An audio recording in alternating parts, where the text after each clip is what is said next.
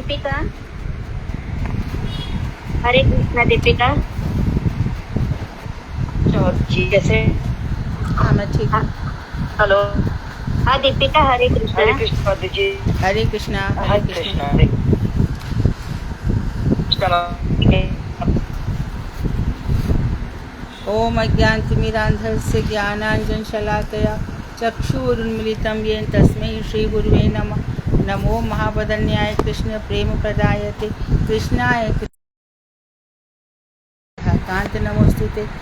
तप्त कांचन गौरांगी राधे वृंदावनेश्वरी वृषभानुसुते देवी प्रणमामि हरिप्रिये। तवैवास्मि ना जीवामि त्वया विना इति विज्ञाय राधे त्वं नये मां शरणान्तिकं। गुरुवे गौरचन्द्राय राधिकायै तदालये कृष्णाय कृष्णभक्ता तद्भक्ताय नमो नमः। वाञ्छाकल्पतरुभ्यश्च कृपा सिन्धुभ्येव च पतितानां पावनेभ्यो वैष्णवेभ्यो नमो नमः। श्री कृष्ण चैतन्य प्रभु नित्यानंद श्री अद्वैत गदाधर श्रीवासादि श्री गौर भक्तवृंद। हरे कृष्ण कृष्ण कृष्ण हरे हरे, हरे राम राम राम हरे हरे। मैं सर्वप्रथम मध्य गुरु पाद पद्म परमाराध्यतम निद्रा भविष्यों विष्णुपाद अष्टोत्तर भक्ति वेदांत श्री नारायण गोस्वामी महाराज मध्य शिक्षा गुरु पाद पद्म परमाराध्यतम निद्रा भविष्य ओम विष्णुपाद अष्टोत्तर श्री भक्ति वेदांत श्री वामन गोस्वामी महाराज के अभय चरणार बिंद में अनंत कोटि दंड प्रणाम ज्ञापन कर उनकी अति कृपा की वांछा करती हूँ। मैं श्रीमद प्रीति संदर्भ हृदय रचयिता श्री पाजीव गोस्वामी जी के चरणों में अनंत कोटि दंड प्रणाम कर उनकी अति कृपा की याचना करती हूँ। मैं सभी वैष्णव के चरणों में यथा योग्य बंधन अभिवादन दंडवत प्रणाम करती हूँ।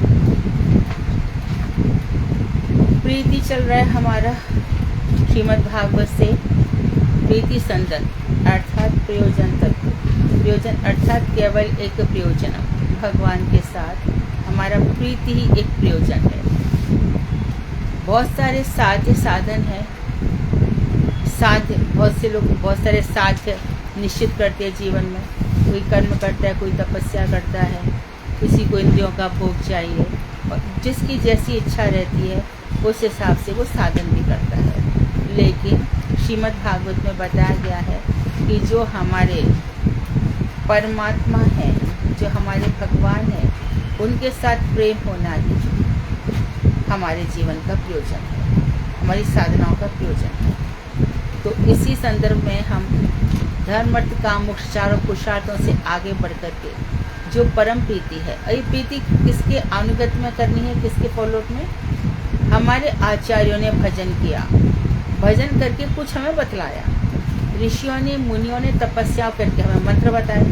ये जो मंत्र जप रहे ना भाई, तो बहुत सारी संगीताएं रची गई, वेद पुराणों में 33 संगीता रची गई, याज्ञवल्क्य की संगीता रची गई। जैसे जैसे शिष्य रहा वैसी वैसी रचनाएं की गई और मंत्रार्णव बड़ा भारी मंत्र समुद्र भी बनाया गया और उसमें से चुन चुन के मंत्र लिए। अब बात यह है कि जो हमारी गुरु परंपरा है, ब्रह्मा जी हैं, सुखदेव गोस्वामी हैं, नारद जी हैं, ये क्या कर रहे हैं? ये लोग क्या कर रहे हैं? जब हमारा इनकी तरफ ध्यान जाता है तो पता चलता है कि ब्रह्मा कृष्ण की आज्ञा से सृष्टि विषय में लगे हुए हैं। नारद जी समस्त जीवों को चाहते हैं कि सब भगवान का भजन करें। तो इस तरह से जब हम इन महानुभावों को देखते हैं, फिर हमें आकर्षित करता है गीता, फिर हमें आकर्षित करता है श्री महाभारत। तो हम देखते हैं कि भगवान श्री कृष्ण ही एक प्रकार से सबने भगवान कृष्ण को ही माना है, लेकिन कृष्ण के विषय में सब एक मत नहीं है। कृष्ण ने सबको एक प्रकार से देखा भी नहीं है। किसी को द्वारकाधीश कृष्ण लुभा गए जो चक्र उठा करके, या फिर भगवान श्री कृष्ण का विराट स्वरूप किसी को भा गया। लेकिन कोई कोई ब्रजनंदन श्याम सुंदर में, और कोई कोई बहुत बड़े प्रेमी भक्त हो गए, उनको श्री गौरांग महाप्रभु श्री जगन्नाथ जी, इनसे प्रेम हो गया। फिर कृष्ण से संबंधित वस्तुओं से प्रेम हो जाता है। फिर संबंधित क्या क्या है? यमुना जी है, गिरिराज गोवर्धन है, वृंदावन धाम है, बरसाना धाम है, तो इस तरह से भगवान का रूप, भगवान का गुण, भगवान की लीला, भगवान का धाम, इनको हम जानते ही नहीं है इस तरह से, बल्कि हमारी इनसे प्रीति भी हो जाती है, परम प्रेम हो जाता है। और फिर प्रेम कितनी जगह व्याप्त होगा आपके, सब जगह तो बढ़ नहीं जाएगा, सब जगह बढ़ेगा तो समंजसा रति हो जाएगी रुक्मणी इत्यादि की। रुक्मणी इत्यादि की जो समंजसा रति है वो कृष्ण को उतने वश में नहीं कर पाती जितनी समर्था रति राधा रानी की। तो अब हम आगे पढ़ते हैं। श्रुति परम तत्व को निरंश, कौन सा पेज नंबर है हमारा, किसके पास है पीटी संदर्भ? Page number 3। कौन सा है? 23 पेज पर। हाँ, आपका जो पढ़ा था ना वो वैसे ही है। हाँ, दीदी आपका ये नीचे करो टैप। हाँ सही। इसका स्टैंड कुछ करते तो गिरने लगता है, फिर ये स्टैंड इस वीक ना सपना जी ला के देंगी तभी होगा। ठीक है, अभी ला कर देंगे। हाँ, अरे किसका इसका साइज है ना 12 इंच का है। ओके। तो फिर मैं कुछ करती हूँ ना तो ये ना गिरने पड़ने लगता है।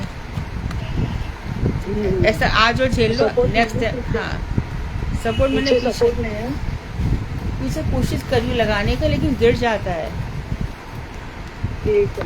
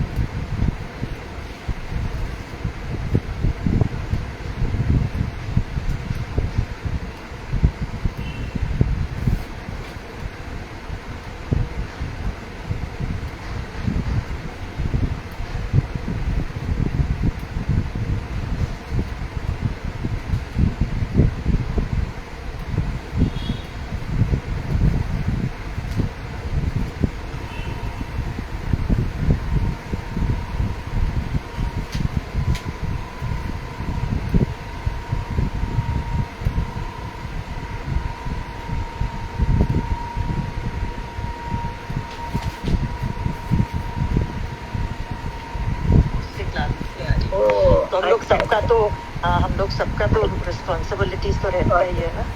राइट। थोड़ा झेलो है ना आज का, और जैसा भी है नहीं हो रहा है वो।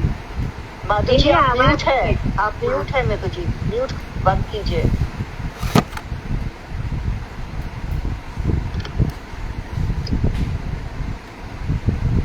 चलेगा? हाँ दीदी बराबर है। नेक्स्ट टाइम ठीक हो जाएगा। तो श्रुति परम तत्व को निरंश अंश रहित कहती है। श्रुति कहती है कि भगवान निरंश है, इसको ध्यान दो।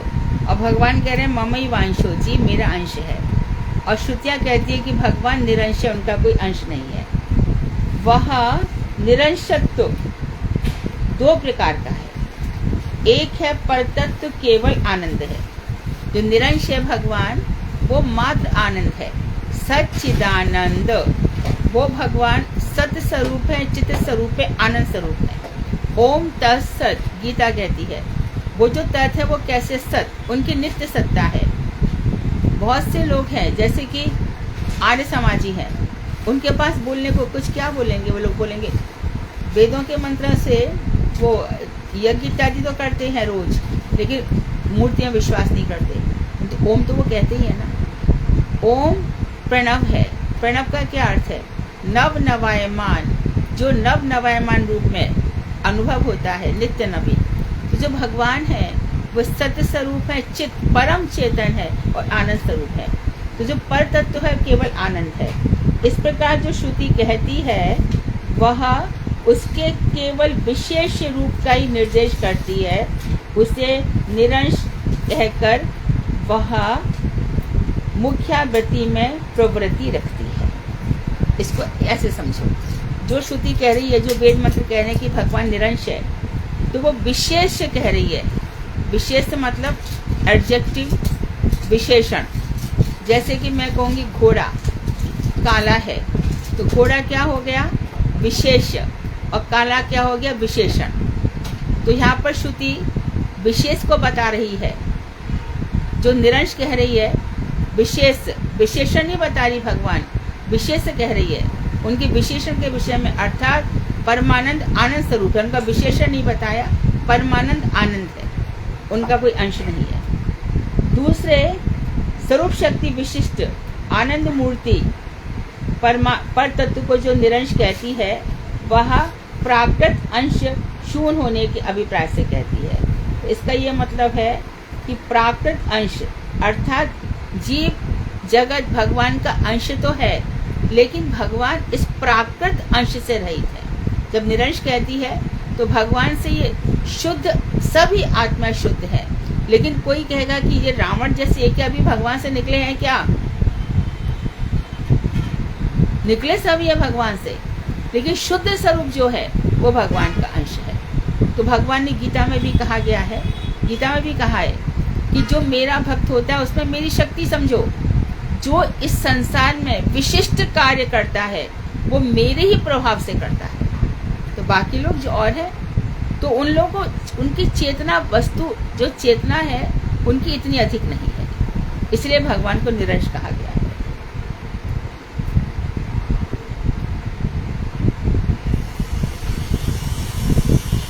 उसकी गौड़ी वृत्ति में प्रवृत्ति है, अर्थात मुख्य वृत्ति में प्रवृत्ति नहीं है। निरंश कहने का अर्थ ये है कि भगवान निरंश है, परंतु ये समझ लो कि वो आनंद स्वरूप है और जीव उनका अंश है। प्राकृत अवस्था में जो जीव है वो उनका अंश नहीं है। तो दुर्योधन भी सामने है, अर्जुन भी सामने है, दोनों ही अंश हैं, परंतु दुर्योधन को उनसे प्रीति नहीं है और अर्जुन को उनसे प्रीति है। तो निरंश कैसे हो गया कि प्राकृत भगवान कनेक्टेड होकर भी अनकनेक्टेड है। सर्वशक्ति विशिष्ट परम तत्व का सर्वांशित्व भी श्रुतियों में स्वीकार किया गया है। तो भगवान समस्त शक्तियों से युक्त है, जो परमात्मा है वो समस्त शक्तियों से युक्त है। तो परम तत्व कैसे हैं? उनका सर्वांशित्व यानी सभी उनके अंश है, ये भी श्रुतियों में माना गया है। अर्थात ईश्वर के स्वरूपभूत धाम, परिकर आदि को उनका अंश कहकर स्वीकार करती है। तो आगे और स्पष्ट किया। अब जैसे कि और भी स्पष्ट करते हैं कि भगवान का धाम परिकर भी उनका अंश है, जैसे कि बलदेव भैया है। ऐसा निर्णय किया गया कि जो बिरजा नदी से ऊपर का जो धाम है वो बलदेव भैया द्वारा बनाया गया है, बिरजा नदी से ऊपर जो है, और बिरजा नदी से नीचे जो प्रकृति के द्वारा बनाया गया है। तो अंशांश अंशांश अंशांश ऐसे चलेगा, डायरेक्ट नहीं आएगा। बलदेव भैया के द्वारा, जहाँ तक कि देवकी के गर्भ में आकर भी भगवान के लिए धाम तैयार करते हैं। तो ईश्वर के स्वरूपभूत धाम, परिकर आदि को उनका अंश कहकर स्वीकार करती है। ये अंश प्राकृत अंश के लेश से रहित है, जिससे भगवान को निरंश कहा जाता है। इनमें प्राकृत अंश टच नहीं कर पाता, होने पर भी टच नहीं कर पाता। जैसे कि सूर्य की किरणें सब जगह बिखरती हैं, मिट्टी को टच करके भी नहीं टच करती है। इसी प्रकार आकाश से वायु निकलती है, निकलने पर भी आकाश वायु से लिप्त नहीं होता। उसी प्रकार भगवान का कनेक्शन वहां से है जहां से भक्त उनसे जुड़े हुए हैं, और जो भक्त उनसे जुड़े हुए नहीं है वो भगवान से कनेक्टेड होने पर भी बेसिकली कनेक्टेड नहीं है। इस प्रकार दीदी प्राकृत एग्जैक्ट प्राकृत का क्या जो प्रकृति से बना हुआ संसार है उसको प्राकृत कहते हैं। ये संसार, ये जगत, इसका निर्माण किया प्रकृति ने। प्रकृति से बनाए जाने के कारण इसको प्राकृत कहते हैं। बिरजा नदी के जो ऊपर है वो बलदेव द्वारा बनाया गया है, इसको कहते हैं चित धाम।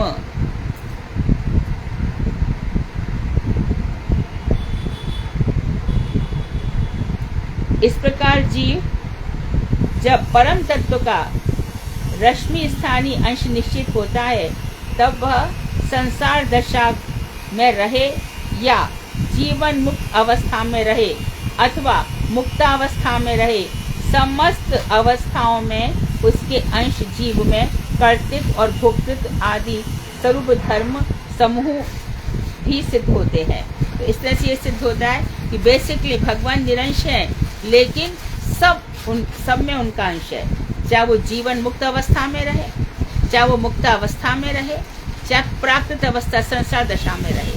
लेकिन ये बात डिपेंड करेगी कनेक्शन पर। जैसे इतने सारे उदाहरण दिए, सूर्य मिट्टी को छूकर भी मिट्टी को नहीं छूता है, आकाश से वायु निकलती है पर आकाश वायु को नहीं छूता है। इसी प्रकार भगवान श्री कृष्ण सब में व्याप्त हैं, लेकिन वो किसके बन जाते हैं? वो प्रहलाद के बन जाते हैं, वो ध्रुव के बन जाते हैं, वो गोपियों के बन जाते हैं, वो नंद बाबा यशोदा के बन जाते हैं, बाकी किसी के नहीं बनेंगे। इसको और स्पष्ट करते हुए कह रहे हैं कि जी परम तत्व श्री भगवान का अंश है। श्री भगवान के किस रूप में अंश है जी? तो माया के द्वारा जो परिच्छिन्न परतंत्र अंश नहीं, तो माया के द्वारा जो सिमट लिया गया है, तो परतत्व वह अंश नहीं है, अर्थात भगवान मायाधीश है, माया के अंश नहीं है, क्योंकि वह मायातीत है। भगवान मायातीत है और जीव कैसा है? भगवान मायाधीश है, मायातीत है, और जीव प्राकृत माया के गुणों से युक्त है।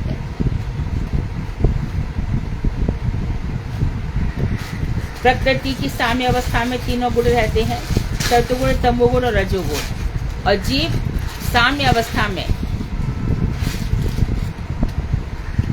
जैसे कि बता रहे हैं, एक छेनी है जो पत्थर के टुकड़े टुकड़े कर देती है, फिर भी उसी तरह जीव परतत्व का अंश नहीं है कि एक आत्मा के टुकड़े टुकड़े कर दिए, वैसा नहीं है। जीव प्रकाश मात्र है, प्रकाश मात्र, इसलिए उसकी तुलना सूर्य की किरणों से की गई, सूर्य से किरणें निकलती है। तो जीव परतंत्र का अंश नहीं हो सकता कि उसके टुकड़े कर दिए। परतंत्र कैसे हैं? सर्वव्यापक हैं, अच्छेद्य, उनका छेदन नहीं किया जा सकता, और विकारहीन वस्तु हैं, उनमें किसी प्रकार के काम, क्रोध, मद, लोभ, मोह, ईर्ष्या इत्यादि प्राकृत जो माया के गुण है वो उनमें नहीं होते। अतः परतत्व की शक्ति होने से ही जीव उसका अंश है। परतत्व शक्ति शक्ति मतो रभेदाः, शक्ति और शक्तिमान में अंतर है। ईश्वर को भजे सो हरि को भजे सो हरि को होई, भगवान को भजने वाला भगवान के समान ही हो जाता है।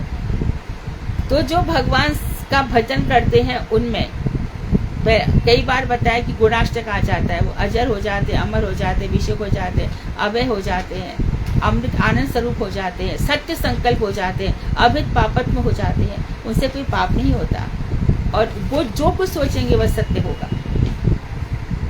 पर तत्व की 3 शक्तियां प्रधान है। कौन कौन सी? पहली स्वरूप शक्ति, बहिरंगा शक्ति, और तीसरी है उनकी तटस्था शक्ति। ये 3 शक्तियों से युक्त परतत्व जो भगवान है। तो परतंत्र का अंश जीव नहीं है, ध्यान दो, परतंत्र का अंश जीव नहीं है, क्योंकि दोनों का स्वरूपतः भेद है। जीव और भगवान में भेद है। भगवान की तटस्था शक्ति का अंश जीव है, डायरेक्ट भगवान से जीव नहीं आया।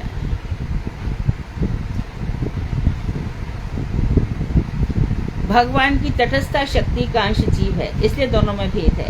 माया या बहिरंगा शक्ति से संयुक्त परतत्व वह भी अंश नहीं है।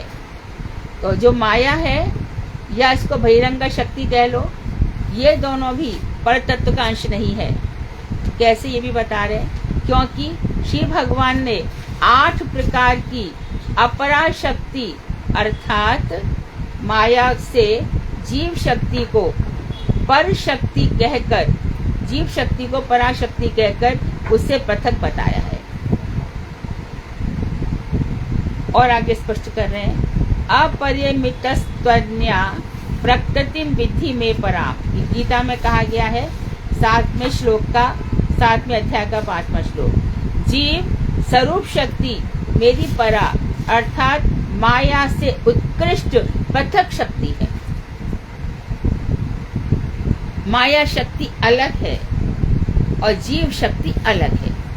यदि माया से ही जीव निकलता तो भजन कोई भी नहीं करता। जो जीव प्राकृत जगत में लिप्त है उस पर माया असर करती है। माया अलग वस्तु है, लेकिन जो भगवान का भजन करते हैं उस पर माया का कोई असर नहीं होता। माया तो तीन वस्तुएं हो गई, जीव, माया और परतत्व अर्थात ईश्वर। इसलिए श्री रामानुजाचार्य ने क्या कहा, विशिष्ट अद्वैतवाद।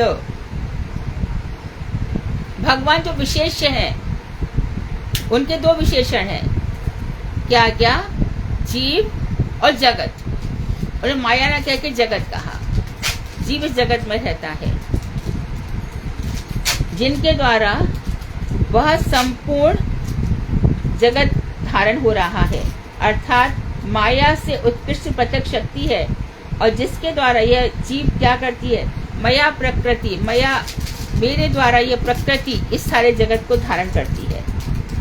अतः स्पष्ट है कि जीव नाम की समष्टि शक्ति संयुक्त या तटस्था शक्ति संयुक्त परतत्व का अंश है। तो जीव नाम की जो शक्ति है वो क्या है, समष्टि शक्ति संयुक्त अर्थात तटस्था शक्ति संयुक्त परतत्व का अंश है। तो जीव किसका अंश है, वो भगवान जिनकी तटस्था शक्ति है उनका अंश है, सच्चित आनंद स्वरूप। तो जो भगवान है वो शक्तियों से युक्त है। उनकी बहिरंगा शक्ति है, उनकी तटस्था शक्ति है, उनकी माया बहिरंगा माया शक्ति है, लेकिन जीव तटस्था शक्ति से निकला है। तो तटस्था शक्ति एक है, माया एक है। माया इस जगत को चला रही है, जगत को धारण कर रही है। उसमें भगवान जीवों को यहाँ पे भेजते हैं, चित जगत और अचित जगत। तो चित जगत में जो चले गए उन पर माया का क्या राज है बोलो। तो भगवान अलग वस्तु हो गए, माया अलग वस्तु हो गई और जीव अलग वस्तु हो गए। तो जीव बाया बाया अंश है, डायरेक्ट अंश नहीं है। आवाज मत करना, जीव तटस्थ शक्ति का अंश है। जीव तटस्थ शक्ति से निकला हुआ है।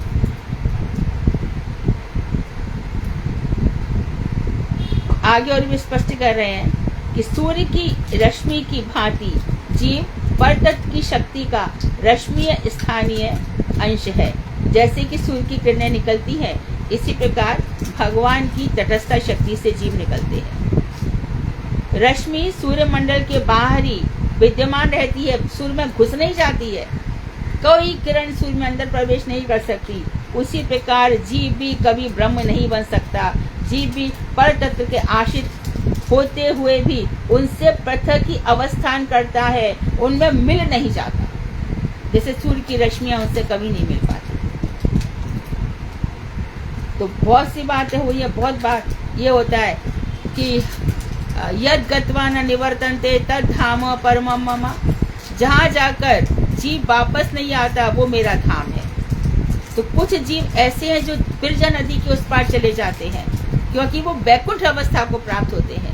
उनके अंदर किसी प्रकार की कुंठा नहीं होती। संसार की, यहाँ की, वहाँ की, कितने कोई ऊहाप हो, व्याम हो, किसी प्रकार का कुछ में नहीं होता। तो भगवान का भजन करके वो यहाँ से निकल जाते हैं। तो स्पष्ट किया है कि परतत्व के आश्रित हुए भी जीव उनसे बाहर ही रहेगा, कभी भी उनके अंदर प्रवेश नहीं कर सकता। कभी भी जीव में सारूप्य साष्टी जो है ये भ्रांतियां हैं, केवल ये मुक्तियां उसको लगता है ये मात्र भ्रांति मात्र है। पर तत्व वस्तु अद्वय तत्व है। जो पर तत्व है वो अद्वय तत्व है, यानी कि एक ही है। पर तत्व दूसरा नहीं है, पर तत्व दूसरा कोई नहीं है। अतः जीव की उसकी शक्ति रूप में शक्तिमान पर तत्व से अभिन्नता भी स्वीकार की जाती है। अतः जीव की उसकी शक्ति रूप में शक्तिमान पर तत्व से अभिन्नता भी स्वीकार की जाती है। ये ठीक है। रश्मियां है तो सूर्य है, सूर्य है तो रश्मियां है, जीव है तो भगवान है, भगवान की कोई शक्ति है। कहते हैं एक शक्ति सारे संसार को चला रही है, तो भगवान की शक्तियां सारे संसार को चला रही है। इस प्राकृत जगत को प्राकृत माया ही चला रही है, लेकिन इशारा कृष्ण की तरफ है और डायरेक्ट कृष्ण से भी नहीं है, कारण अण्णव से विष्णु का है। जब प्रलय का समय आता है तब समस्त जीव कहाँ चले जाते हैं? सब अंश रूप में ब्रह्मा जी इस सारे संसार को समेट लेते हैं और ब्रह्मा समस्त जीवों को विष्णु में आवेश कर ब्रह्मा भी अपना काम करके निकल जाते हैं। फिर हिरण्यगर्भ ब्रह्मा रह जाते हैं, ओरिजिनल ब्रह्मा। बाकी सब ब्रह्मा जो बैराज ब्रह्मा है इस समय जो सृष्टि कार्य में लगे हैं, जिनकी आयु अभी उनकी 52 साल चल रही है, 52, उसका जो सेकंड ईयर है उसका एक भाग निकल गया है, दूसरा भाग चल रहा है। उसमें ना जाने कितने बनवंतर निकल जाएंगे, कितना सब कुछ निकल जाएगा। अतः जीव की उसकी शक्ति मधु जी ये वैराज्य ब्रह्मा और हिरण्य गर्भ बताए, थोड़ा समझाइए। हिरण्य गर्भ ओरिजिनल ब्रह्मा है और बैराज ब्रह्मा उसको कहते हैं। जब जीव कितनी ही प्रकार से 100 बार निष्कलंक होकर के वर्णाश्रम धर्म का पालन करता है, वो जीव फिर ब्रह्मा पोस्ट को प्राप्त कर लेता है।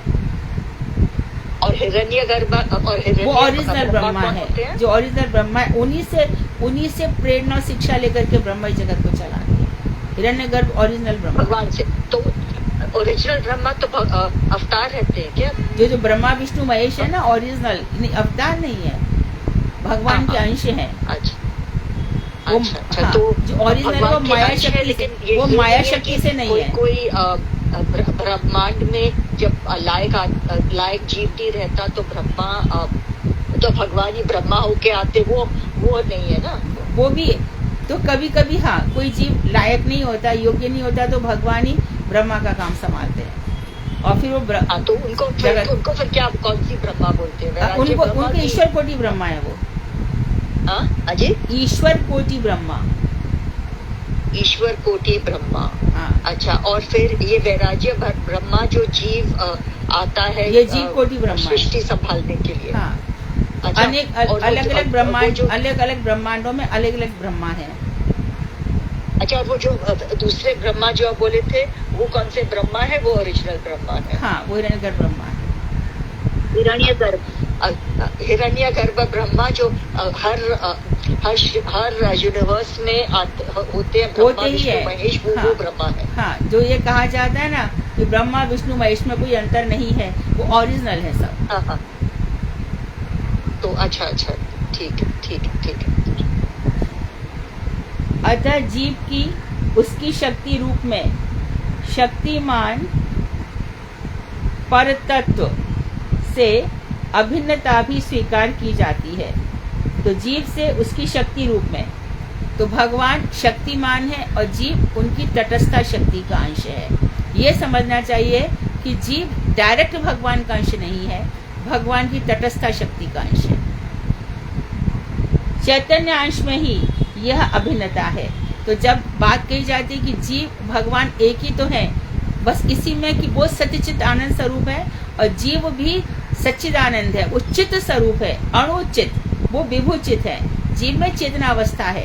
यदि जीव में चेतना अवस्था नहीं होती तो उसको कभी ज्ञान नहीं होता, कभी भगवान को जान भी नहीं सकता, कभी माया को जान भी नहीं सकता, कभी वो वेद पुराण पढ़ भी नहीं सकता था। तो जो परम चेतन अवस्था है जीव की, उस अंश में भगवान के साथ वो अभिन्न है। नो डिफरेंस इन जीव, और जो भगवान को समझ लेता है वो भगवान के समान ही हो जाता है। जैसे कि उस लोक में कोई जीव ध्यान करते करते वहां चले जाते हैं और वहां पर राधा जी का नाक का बेसर खो जाता है, तो हमारे रामचंद्र जो है वो उनको ढूंढ लाते हैं, समाधि अवस्था में चले जाते हैं और फिर 5-7 दिन लौट कर भी आ जाते हैं। तो जीव के अंदर ये सामर्थ्य चित्त जगत में जाने की। किसकी नासिका क्या खो जाता है, किसका? अनुराधा खंडेलवाल कथा सुनाओ जरा। हरे कृष्णा जी। हाँ, सुनाओ। रामचंद्र स्वामी के वो गुरुदेव कौन से वो लीला में चले जाते हैं, नरोत्तम ठाकुर से कौन से, वो सारा बाद में पैसा नहीं लगेगा। वो एक लीला में चले जाते हैं तो उनके शिष्य बोलते हैं रामचंद्र खान से कि हमारे गुरुदेव तो लीला में 4-5 दिन हो गए, इनको होश भी नहीं है कुछ भी। तो फिर वो रामचंद्र खान जी समझ जाते हैं, बोले ठीक है, बोले वो भी एक साइड में बैठ जाते हैं, बोले मेरे शरीर को और मेरे गुरुदेव शरीर को हाथ मत लगाना 4-5 दिन तक, जब तक हम नहीं आते हैं जब तक, और वो उधर चले जाते हैं, वो नित्य लीला में अपने गुरु के साथ समाधि में चले जाते हैं। जहाँ उनके गुरु जी चले गए, वहाँ पे रामचंद्र भी चले जाते हैं। जो नित्य जगत में जाते हैं, तो वहाँ पे खोजा खोजी चल रही है, खूब ढूंढा चल रहा है, सब क्या नहीं मिल रहा है। राधिका जी के नाक का बेसर खो गया है, उसको खोजा जा रहा है। अच्छा। तो ये उस अवस्था में पहुंच जाते हैं वहां पर इसी शरीर से। अरे औरों की तो बात छोड़ो, दधी जी का बजट लेने के लिए कौन आया? देवता ही नीचे आए ना। हाँ हाँ। तो इसी प्रकार से पहले रावण भी तो चला जाता था वरुण इत्यादि लोकों में, और जब हमारे नंद बाबा यहाँ थे तो द्वादशी के दिन सुबह चले गए, तो वरुण लोक में ले गए ना उनको उठा करके। हाँ, इस तरह से है। ठीक है माता जी। हाँ, तो अभिन्नता, तो जीव चित्त स्वरूप में उनसे अभिन्न है। परम चैतन्यांश में ही, बस मात्र चैतन्यांश में कह सकते हैं कि जीव और ब्रह्म एक ही है। ईश्वर विभू चैतन्य है और जीव अणु चैतन्य है। दोनों के चैतन्यांश ही की दृष्टि में अभिन्नता है। इस दृष्टि से दोनों अभिन्न है। जीव अविद्या से कवलित है, परंतु बेसिकली क्या होता है, वो अपने चैतन्यांश को भूल जाता है। अविद्या से कवलित है, अविद्या ने उसको काल कवलित कर रखा है, अपना ग्रास बना रखा है, मैं और मेरा ने, देहात्म बुद्धि ने। और पर तत्व अविद्या रहित है। दोनों में अंतर क्या है? अभिन्न कहाँ पर है? चैतन्यांश में, परंतु भिन्नता बहुत सारी है। तो जो परमात्मा है पर तत्व, उनमें अविद्या नहीं है, और जीव में अविद्या देहाभिमान है। और ज्ञान का आश्रय है भगवान। अतः जीव और ईश्वर एक ही समय में अविद्या और ज्ञान दोनों का आश्रय नहीं हो सकते। तो एक ही समय में जीव हमेशा अविद्या का आश्रय रहेगा, भगवान को अविद्या कभी छू नहीं पाएगी, कभी नहीं छू पाएगी। वहां पे सुदामा जाएंगे तो सुदामा के साथ बैठ करके रुक्मणी जी पर्यंक पर बैठी है, वहां सोने चांदी की द्वारका में इतने सब रत्नों से जड़ा हुआ पलंग है, वहां जो चावल डुलाया जा रहा है, वहां पूरे रत्न झिलमिला रहे हैं, सब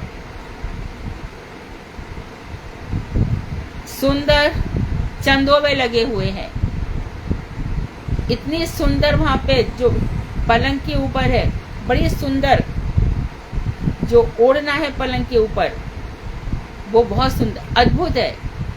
परंतु क्या भगवान नहीं जानते सुदामा को? क्या नहीं जानते कि इस महलों में सुदामा की जो वेशभूषा है, जो उनका रहना है, पतला दुबला सा इंसान, फटी दुपटी सी उन्होंने वो पहन रखा है, और वहां पर आ जाता है, और भगवान वहीं पर ऐसे महलों में उसके चरण धोते हैं। सुंदर रत्नों से जड़ित परात है, वो पैर रखते हुए भी कांपते हैं सुदामा। तो भगवान में ज्ञान हमेशा ही रहता है, सर्वज्ञ है और सर्वकालज्ञ है। एक वस्तु समय के भेद से भिन्न भिन्न धर्मों को धारण कर सकती है, एक वस्तु समय के भेद से भिन्न भिन्न वस्तुओं को, किंतु जीव में अविद्या या अज्ञान और ईश्वर में ज्ञान एक ही समय में विद्यमान दिखते हैं। जीव हमेशा अज्ञान से घिरा दिखता है, और भगवान हमेशा सर्वत्र ज्ञानी, वही मंद मधुर मधुर मुस्कान, वही सब कुछ, मैं सब कुछ जानता हूँ। फिर जीव जब उनके विरह व्यथा में रोते रोते एकदम व्यथित हो जाता है, आ जाते हैं, या अपने किसी परिकर को भेज देते हैं जीवों के लिए।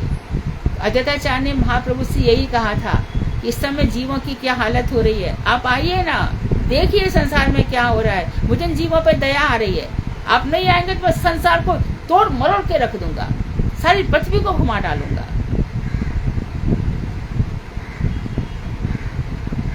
जिस समय जीव अविद्या कवलित है, उसी समय पर तत्व में ज्ञान धर्म रहता है। अतः जीव और ईश्वर में नित्य भेद है। हमेशा जीव अज्ञान से कल्पित रहेगा, कवलित रहेगा, और भगवान में ज्ञान हमेशा रहेगा। लेकिन चेतन अवस्था में दोनों ही समान है। जैसे जैसे जीव की चेतना अवस्था ज्ञान बढ़ता चला जाएगा तो प्राकृत संसार से वो ऊपर उठता इसी प्रकार से चला जाएगा जैसे कि कीचड़ से कमल उठ जाता है।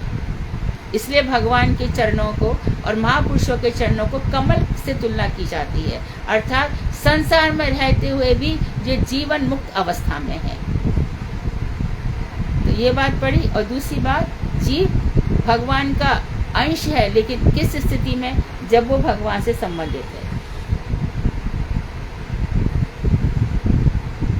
आगे कह रहे हैं पर तत्व केवल आनंद स्वरूप है, आनंद ही है ऐसा समझो। वो चेतन है, आनंद है, सत्ता मात्र में वह निर्विशेष रूप में रहता है। यदि सत्ता मात्र है, मात्र सत्ता समझो, अर्थात सत्य चित्त और आनंद।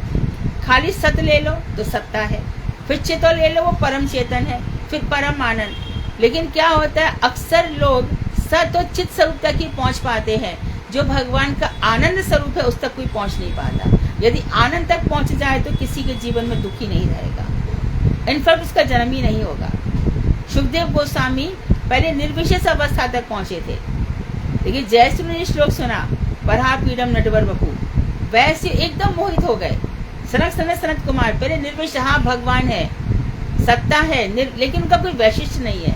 वो जैसे बैकुंठ धाम में गए और वहां पे देखा चरणों में जो तुलसी है, तुलसी की जो माला लटक रही है चरणों तक, वहां पे भौरे मंडरा रहे थे, वो भी अद्वितीय बड़े सुंदर भ्रमर थे और वहां से सुगंध निकल रही थी। तो वह दिव्य गंध है। तो शब्द रूप रस गंध स्पर्श इस जगत के हैं, वहां की अद्भुत गंध है, अद्भुत ही सब कुछ है। तो इसलिए हम सच्चिदानंद भगवान को प्राप्त कर लेते हैं। और वो लोग खाली सत और चेत यदि निर्विशेष वाले सत्ता मात्र को ही प्राप्त कर पाते हैं, चेतन तक भी नहीं पहुंच पाते। किंतु जब वह स्वरूप शक्ति रूप विशेषत्व को आविर्भूत करता है, अर्थात उस भगवान में वैशिष्ट आता है, तब वह सविशेष अर्थात शक्ति गुण क्रिया लीला संयुक्त होकर विहार करता है। तो जब उसमें जीव को जब भगवान स्वरूप शक्ति से आ जाते हैं और भगवान फिर रूप को जब उनका रूप वैशिष्ट रूप उनका आविर्भाव हो जाता है, तब भगवान सविशेष हो जाते हैं। निर्विशेष होते होते भगवान फिर सविशेष हो जाते हैं, जो उन लोगों को नहीं मिलते जो भगवान के मात्र इसी रूप तक रह जाते हैं। आर्य समाजी क्या भगवान के रूप को प्राप्त करेंगे बताओ? रजनीश भोगी जी क्या भगवान को प्राप्त करेगा? अपने मन से कितनी सारी बता लेगा। जो वेद पुराण उपनिषद को फॉलो नहीं करते वो कोई भी फिलॉसफी सफल नहीं होती।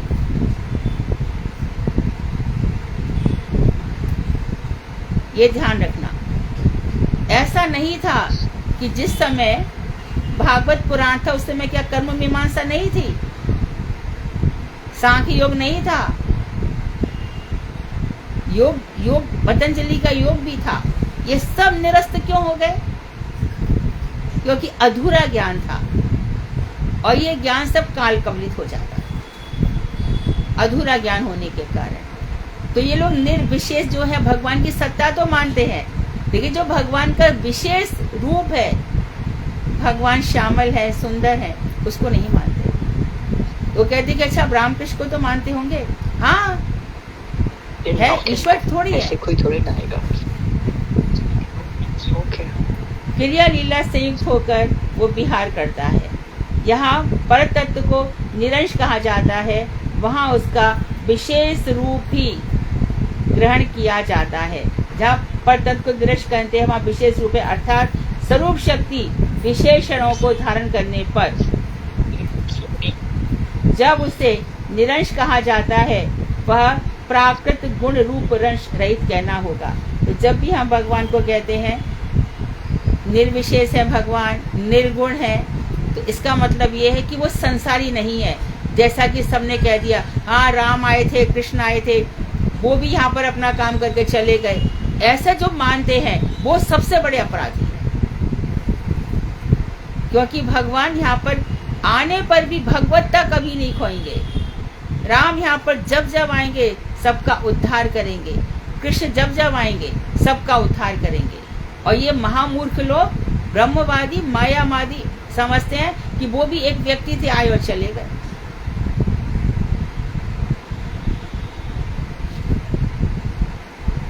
सारांश यह है कि जैसे सूर्य की किरणें सूर्य की शक्ति या अंश है, उसी प्रकार जीव शक्ति संयुक्त पर तत्व का रश्मि स्थानीय अंश है। तो जो जीव है भगवान की तटस्था शक्ति का अंश है। चैतन्य अंश से अभेद रहते हुए भी जीव का पर तत्व से नित्य भेद है, किंतु जीव वस्तुतः जीव उसका भेदाभेद विभिन्न अंश है। भगवान और जीव का, और जीव विभिन्न अंश है, ये ध्यान रखें। विभिन्न अंश अर्थात भगवान से डिफरेंट है, वो जीव भगवान से डिफरेंट है। ऐसे भगवान के शक्ताविशावतार देखे जाते हैं महाराज प्रथु में, परशुराम में, और कौन है शक्ताविशावतार? नारद जी में भी शक्ताविशावतार है। महाराज प्रथु में है तो जब संसार को जरूरत पड़ती है, व्यास जी शक्ताविशावतार है। व्यास जी, नारद जी नहीं, व्यास जी शक्ताविशावतार है। भगवान अपनी शक्तियों को आविष्ट कर देते हैं। तो जीव और भगवान में स्पष्ट कर दिया, भेद भी है अभेद भी है। भेद मतलब विभिन्न अंश है, भगवान से डिफरेंट है, और अभेद चैतन्य मात्र है। अब कह रहे हैं सर्वशक्ति का परमाणु अति क्षुद्र है। सर्वशक्ति जो सूर्य रश्मि के जो परमाणु है, जो पार्टिकल्स हैं, वो बहुत छोटे छोटे अति क्षुद्र हैं। उसी प्रकार परमेश्वर के आश्रित होते हुए भी जीव अति क्षुद्र है। जैसे पार्टिकल छोटे ऐसे होते हैं, ऐसे जीव का स्वरूप है, अति क्षुद्र है।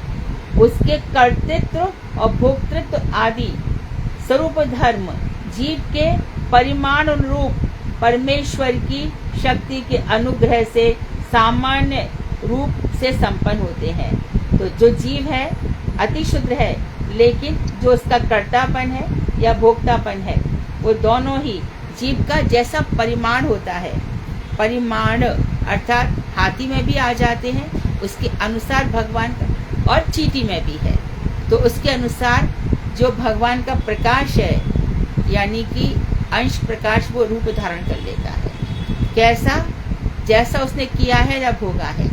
मानो बहुत ही ज़्यादा उसको धन में आसक्ति है, तो वही जीव अजगर विशाल बन के और 1000 साल तक ऐसी पड़ा रहता है, किसी धन के बिल में चला जाता है।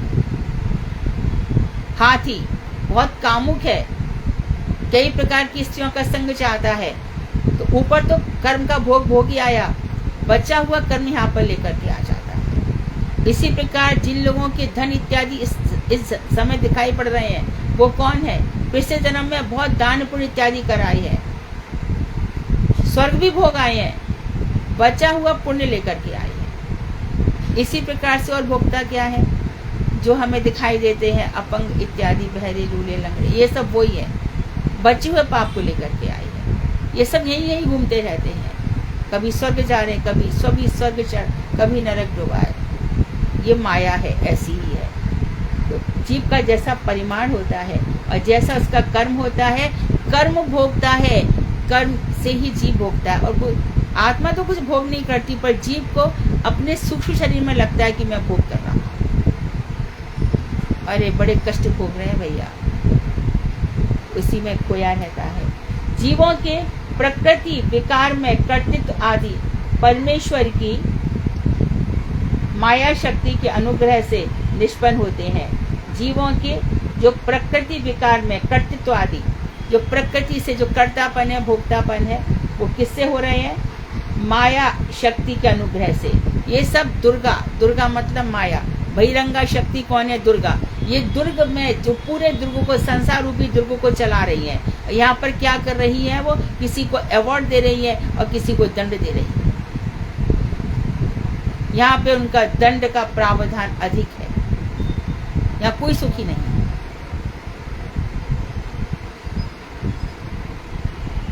उन लोगों को दुख अधिक है जो भगवान का भजन नहीं करते। अतः माया के संबंध के कारण जीवों का संसार बंधन है। माया है तो संसार, माया छोड़ दो, घर बार छोड़ के निकल जाओगे, वृंदावन धाम में रह जाओगे और वहां पे भजन करोगे दिन रात। और माया है, नहीं ये मेरा घर है, मेरा बेटा बेटी ये सब मेरा है, इनको कैसे 50 साल हो गए, भगवान ने कहा कि 50 साल के बाद वानप्रस्थी हो जाओ। अरे अभी तो लाइफ शुरू की है, अभी तो हम इतना परिश्रम करते थे, अभी तो थोड़ा है, अभी हमको लेट अस एंजॉय। फिर तो दादाजी को जितना सुख नाती पोतों में आता है उतना अपने बच्चों में भी नहीं आता था, और इसी तरह से एक दिन जीवन समाप्त हो जाता है। तो जीवों को अपने स्वरूप का अनुभव, ब्रह्मानुभव तथा भगवत अनुभव विषयक कर्तृत्व आदि परमेश्वर की स्वरूप शक्ति के अनुग्रह से संभव होते हैं। माया के अनुग्रह से संसार का बंधन है, और भगवान के अनुभव से ब्रह्मा का अनुभव या भगवान का अनुभव विषयक तो कर्तृत्व आदि परमेश्वर। तो अब इसमें जो चर्चा चलती है तो birth to birth, life to life, जीव आचार सिद्ध अवस्था में पहुंच जाता है, इस जन्म से और जन्म और जन्म, और जैसे जड़ भरत इत्यादि का। फिर इसको ज्ञान हो जाता है। If they've reached here half an hour ago, they are so long with their friends. Deepika, Or they left.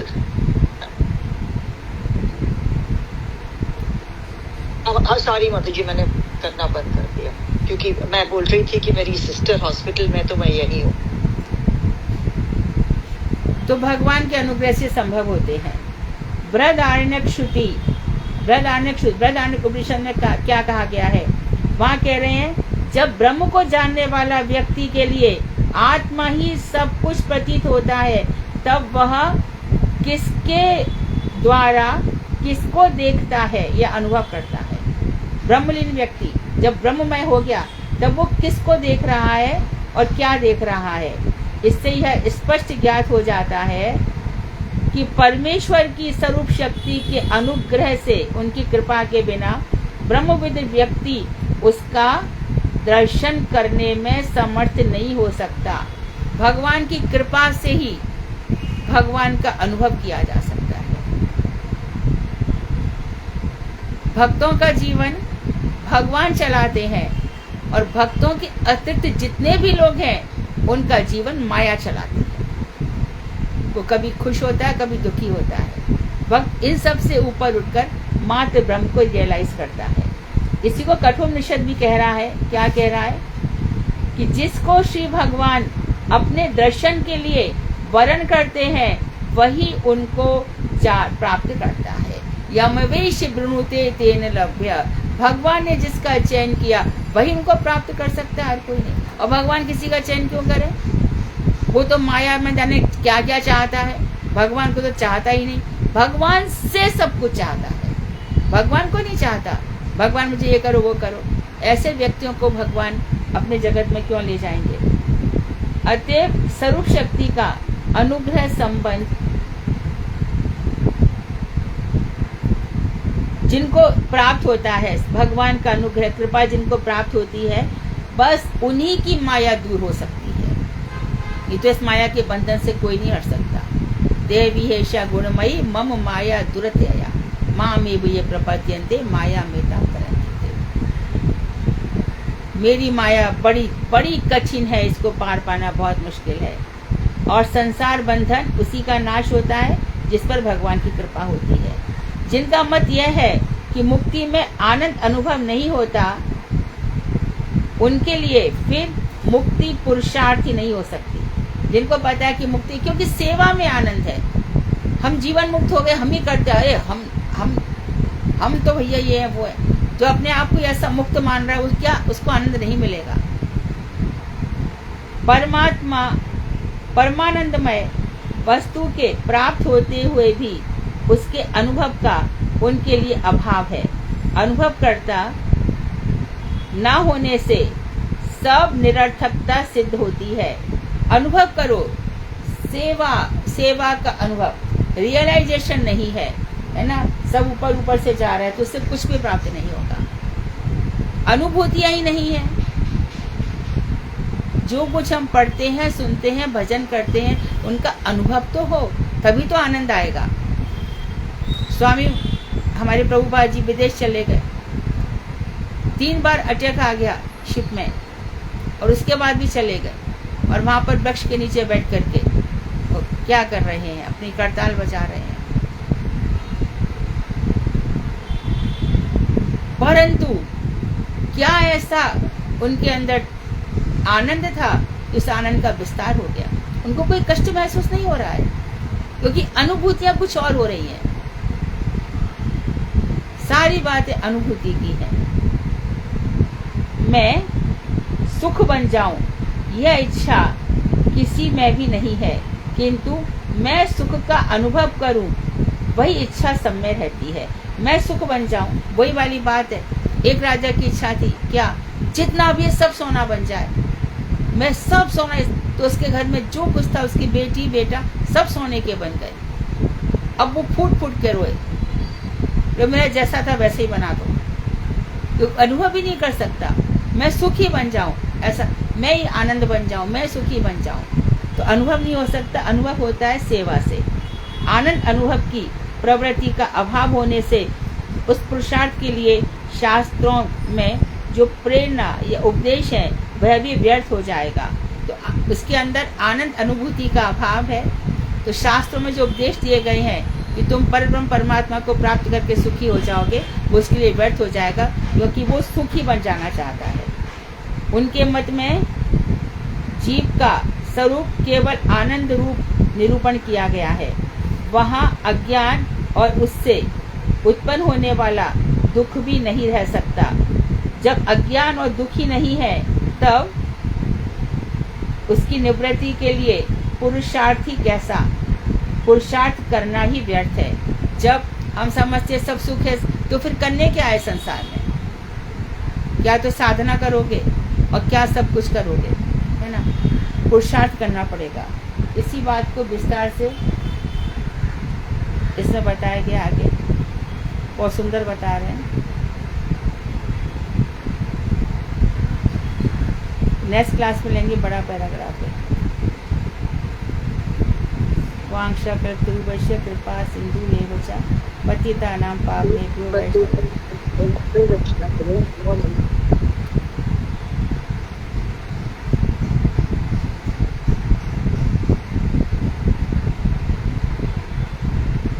Stars कौन दे रहा? बिमला भाभी। अति सुंदर दीदी। समझ में आएगा तो है। हाँ, ये वाला थोड़ा इजी था दीदी, ये जो लास्ट वाला अब इजी होता जाएगा, क्योंकि इन्होंने ना जीव का स्वरूप समझा दिया और ब्रह्म परमात्मा भगवान समझा दिया, अब जीव का स्वरूप समझा दिया। अब बहुत आनंदित हो जाएगा।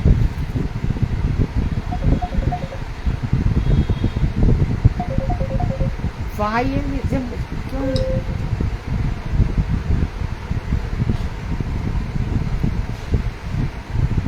रखूं?